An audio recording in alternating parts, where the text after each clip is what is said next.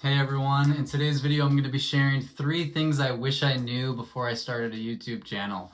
I want to make sure I'm as vulnerable, genuine about this as I possibly can. Honestly, I wasn't even planning on recording this video, but I wanted to share it with you because I honestly wish I would have watched a video like this before I started to just get some ideas of what are the things I should be thinking about. The third tip is really raw and personal, so I hope you stay to the end to watch that and to also get specific action steps for you to be applying on your YouTube channel. All 3 of these though are really personal. So the first one is actually what got me to start my YouTube channel. And it is something I learned from Ali Abdaal. He says, when it comes to starting your YouTube channel, you gotta be an archaeologist, not an architect. So an archaeologist, they dig to find the bones. So they just start digging and then you find the treasure and the gold and certain things stick, which is amazing.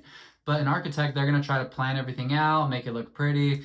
And I get stuck in that because I love design and I wanted everything to look professional, but that's just not how it starts. The learning curve is pretty steep. So you just got to start and then learn as you go, right? So that is number 1. You got to be an archaeologist, right? And your action step is start, just do it because you learn as you go. Even by watching this video, which I hope is super helpful to you, but at the end of the day, it comes down to taking action and just starting, right? I don't even care if you pause the video and just go record your video. It's gonna make me happier than anything. But that being said, hopefully these last 2 points are really helpful for you. Number 2, I was listening to a podcast by Russell Brunson, and he was saying our purpose in life is 2 things, right? That you need to think of to really understand your purpose. It's who do you want to become and who do you want to serve? Who are the people that you're called to serve? And I was like, wow, that is exactly what I should have been thinking for my YouTube videos. Who are the people that I'm called to serve? Who am I going to be most passionate about serving?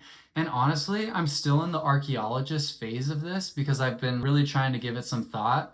When I say I recently heard that quote, it was actually this morning at the gym that I heard the quote. So I'm really trying to dig into this.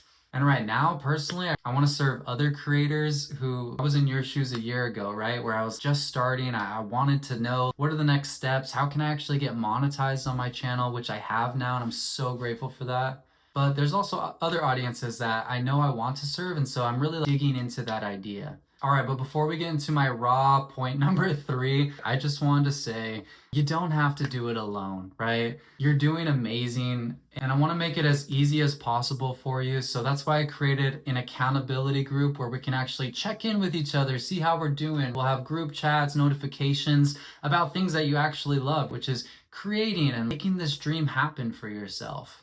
That's a completely free group.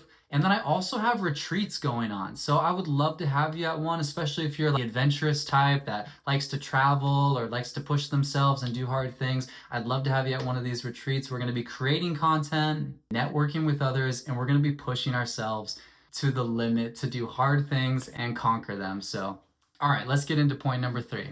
All right, this last one is that it can be very lonely and it is a long journey. And the financial side of it is not, at least in the beginning, which I'm still at the tail end of the beginning, honestly. So I did not think I would struggle so much with it. And I actually, in my first year, man, I've never shared this. So because I've been sharing a lot that I got monetized and I'm so grateful for that. And that happened last August. But I had actually stopped posting for 2 months before I got monetized, which is crazy, right? I got very lucky and some of my content picked up and I did put a lot of effort into it, right? And granted, I was on the work thing where I was very busy all the time, but I wasn't doing my consistent weekly posts, right? That's 2 months.